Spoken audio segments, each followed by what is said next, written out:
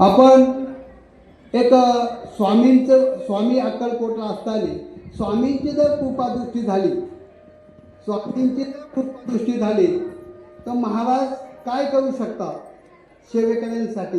एक उदाहरण तुम्हाला द्यायचं आहे की महाराज अक्कलकोटला असताना एक यवन महाराजांकडे आला आणि तो यवन सातत्याने महाराजांची सेवा करायचा, सातत्याने. एक दिवस महाराजांची कृपादृष्टी झाली, महाराजांनी आपल्या पादुका घेतल्या त्याला देऊन टाकलं. महाराजांनी आत्मलिंग पादुका कोणाला दिल्या? हरे हो, स्वामी सुताला दिल्या. कोणाला दिल्या? स्वामी सुताला. ऐक, मग यामध्ये आत्मलिंग पादुका गुरुचरित्रामध्ये कोणाला दिलेला आहे? गुरुचरित्रामध्ये वाचलं ना गुरुचरित्र? कोणाला दिल्या? रावणाला दिल्या का कुठं पादुका? रावणाला शंकराने आत्मलिंग दिलं नाही का याच्यामध्ये? गुरुचरित्रामध्ये दिलं ना. मग लक्षात ठेवा ना गोकर्ण, आहे काय?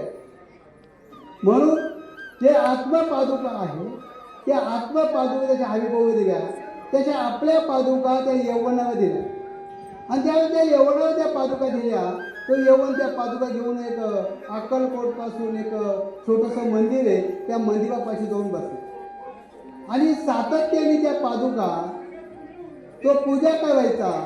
आणि लोक आले की त्या पादुका खालची माती त्यांना द्यायचा. ती पादुका खालची आलेली माती दिल्यानंतर लोकांचे एवढे प्रश्न मिटायचे, एवढी गर्दी व्हायला लागली, एवढी गर्दी व्हायला लागली. त्याच्या लक्षात आलं, अरे मी स्वामींपासून लांब जायला लागलो, मला स्वामींची सेवा करता येत नाही. लोक येतात, पादुकाचं दर्शन घेतात आणि माझंही घेतात. एक दिवस त्यांनी तिथून त्या पादुका उचलून तो जंगलात गेला, कारण तिथं तरी आपल्याला स्वामींची सेवा करता येईल. तो जंगलात गेला आणि तो जंगलात गेल्यानंतर आता तुम्हाला जर फळ पडायला लागलं, तुम्ही कुठं जाशाल? माझे त्याचे.